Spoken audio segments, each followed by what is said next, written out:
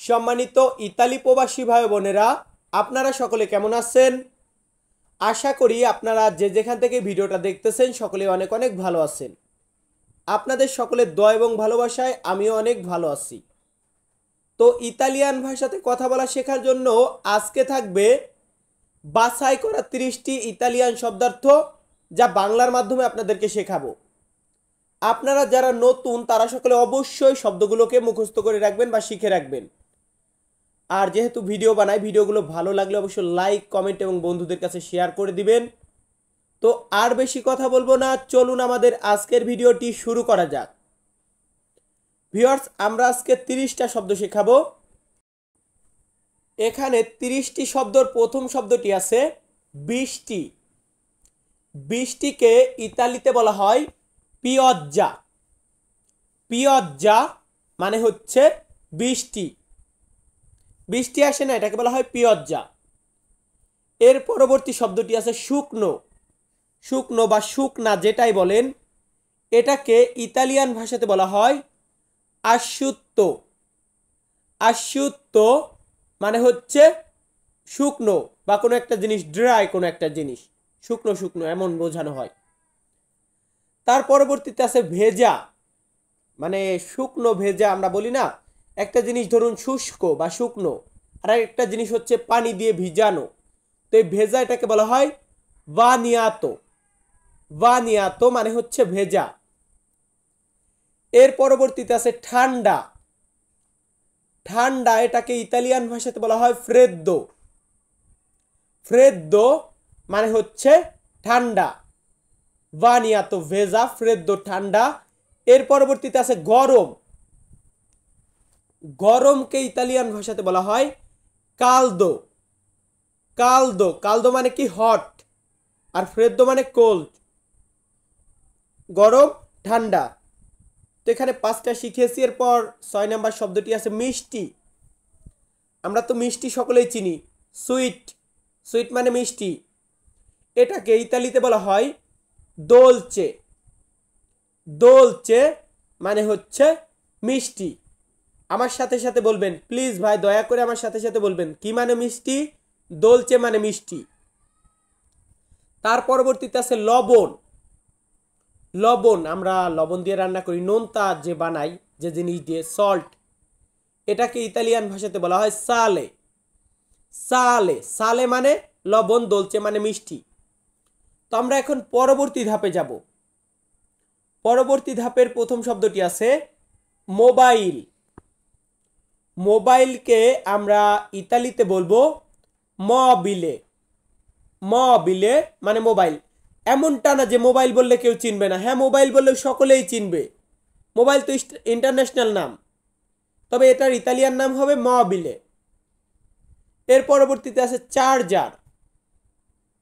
চার্জারকে Italian ভাষাতে বলা হয় কারিকাবাত্তেরিয়ে।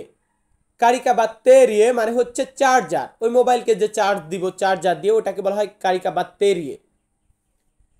এর পরবর্তীতে আছে মনিটর। মনিটর তো সকলে চেনেন আশা করি। এটাকে বলা হয় মনিতরারে। মনিতরারে মানে হচ্ছে মনিটর বা ডিসপ্লে। তার পরবর্তী শব্দটি আছে লাঠি। লাঠি, আজকে আপনার সাথে আমার ঝামেলা হয়েছে, আমি লাঠি নিয়ে তেড়ে যাই বাংলাদেশে হলে। তো এই যে লাঠি বা খুঁটি যেটাই বলেন, এটাকে আমরা ইতালিতে বলবো বাস্তোনে। বাস্তোনে মানে হচ্ছে লাঠি। এর পরবর্তী শব্দটি আছে রশি। রশি, দড়ি বলি আমরা আঞ্চলিক ভাষাতে, গ্রাম্য ভাষাতে দড়ি বলি। দড়ি বা রশি, এটাকে বলা হয় কর্দা। কর্দা মানে হচ্ছে রশি, যেটা দিয়ে আমরা ধরুন কোন একটা জিনিসকে বেঁধে নিয়ে যাই, কোন একটা জিনিসকে ঝুলিয়ে রাখি, এটাকে বলা হয় কর্দা। এর পরবর্তীতে আছে কখন। আমরা বলি না কখন, এই কখনকে ইতালিয়ান ভাষাতে বলা হয় কুয়ান্দো। কুয়ান্দো মানে হচ্ছে কখন। তো সে বলল কখন কুয়ান্দো, আমি বলতেছি এখন। এই এখন বলতে গেলে আমরা বলবো আদেসো। আদেসো মানে এখন, আবার ওরা মানেও এখন, দুইটার মানে এখন।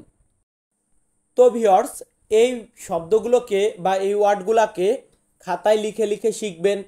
বা প্রয়োজনে যারা একদমই টাইম নেই, যাদের কাছে মোবাইলে স্ক্রিনশট মেরে রাখবেন, গ্যালারিতে চলে যাবে, বারবার দেখে দেখে মুখস্থ করবেন।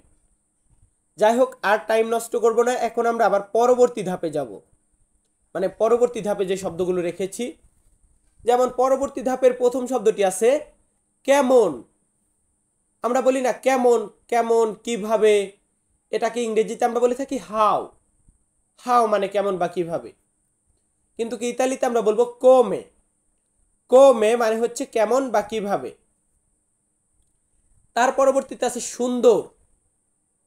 সুন্দর এটাকে আমরা ইতালিয়ান ভাষাতে বলবো বেল্লিসিমো।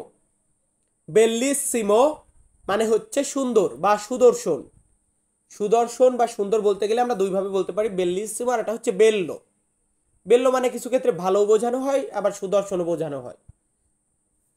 তার পরবর্তীতে আছে এখানে। তুমি কোথায় আছো? আমি এখানে আছি। তো এই যে এখানে, এটাকে বলা হয় কুই। কুই মানে হচ্ছে এখানে।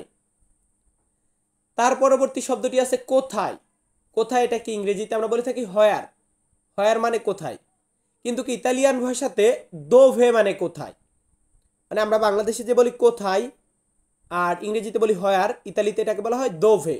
দোভে কাজা তুয়া, তোমার বাড়ি কোথায়। দোভে সে, তুমি কোথায়। দোভে আন্দান্দো, কোথায় যাচ্ছেন। তো এই দোভে মানে হচ্ছে কোথায়। তার পরবর্তীতে আছে ইতালিয়ান শব্দ বোত্তিলিয়া। বোত্তিলিয়া মানে হচ্ছে বোতল।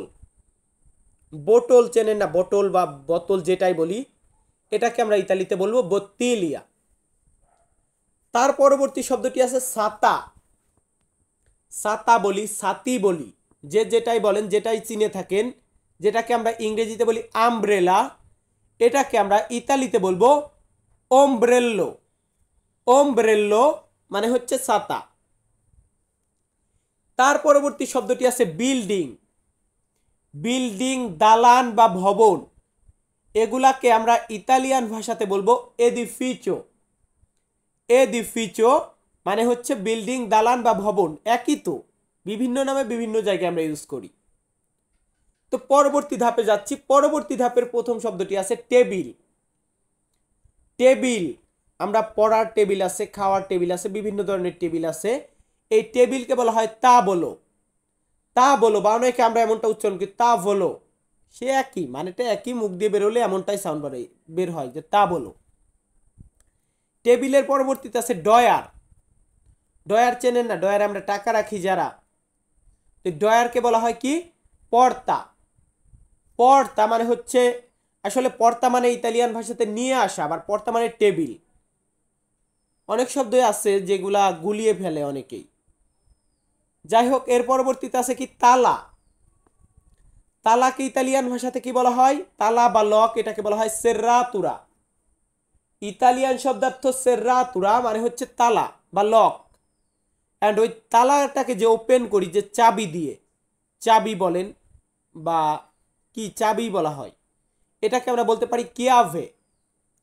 ইতালিতে আমরা বলতে পারি কিয়াভে। কিয়াভে মানে চাবি, সের্রাতুরা মানে তালা, আর কিয়াভে মানে চাবি। তার পরবর্তীতে আছে সাবান। সাবান আমরা ইউজ করি না, এই সাবান গোসলের সময়, শাওয়ারের টাইমে। তো এটাকে আমরা ইতালিয়ান ভাষাতে বলবো সাপোনে। কি বলবো? সাপোনে। সাপোনে মানে কি সাবান। এর পরবর্তীতে আছে গোসল। গোসলকে আমরা ইতালিয়ান ভাষাতে বলবো দোচ্চা। দোচ্চা মানে হচ্ছে গোসল, আবার দোচ্চা মানে ঝর্ণা বোঝানো হয়। এখানে ঝর্ণা বা গোসল দুইটার ক্ষেত্রে আমরা দোচ্চা শব্দটা ব্যবহার করতে পারি। তার পরবর্তী শব্দটি আছে পানি। দেখুন, অত্যন্ত গুরুত্বপূর্ণ একটি ওয়ার্ড এটা, সেটা হচ্ছে আকোয়া। আকোয়া মানে হচ্ছে পানি। লাবোর্ডো মানে কাজ, কাজের ক্ষেত্রে পানি প্রয়োজন হয়, চলার ক্ষেত্রে পানি প্রয়োজন হয়, মানে একটা মানুষের জীবনে তো পানি সব জায়গায় প্রয়োজন হয়। তো অবশ্যই ওয়ার্ডগুলা বা পানি দিয়ে যে বাক্যগুলা আমাদের মেক করি, সেগুলো অবশ্যই শিখে রাখবেন। তো এখানে 28টা শব্দ দিয়েছি, যদিও 30টা বলেছিলাম, এখানে 2টা মিস্টেক আছে। আর ভিউয়ার্স, সকলের উদ্দেশ্যে একটি কথা বলতে চাই, আপনারা যারা আমাদের আজকে সম্পূর্ণ ভিডিওটি দেখেছেন তাদেরকে অসংখ্য ধন্যবাদ জানাই। অ্যান্ড যারা আমাদের ভিডিওগুলো দেখেন, তাদের যে সকল বন্ধুবান্ধব ইতালিতে আসতে চায় তাদের কাছে আমার ভিডিওগুলো শেয়ার করে দিবেন। মানে যারা ইতালিয়ান ভাষা শিখতে চায়, আপনি একটা শেয়ার করলে সেও শিখতে পারবে বা আমারও একটা সাবস্ক্রাইবার আসবে, একটা ভিউয়ার্স আসবে। আর আপনারা সকলেই মনোযোগ সহকারে ভিডিওগুলো দেখবেন। তো অনেক কথা বললাম, সকলে ভালো থাকবেন, সুস্থ থাকবেন, আবারও দেখা হবে নতুন কোনো ভিডিওতে। ধন্যবাদ।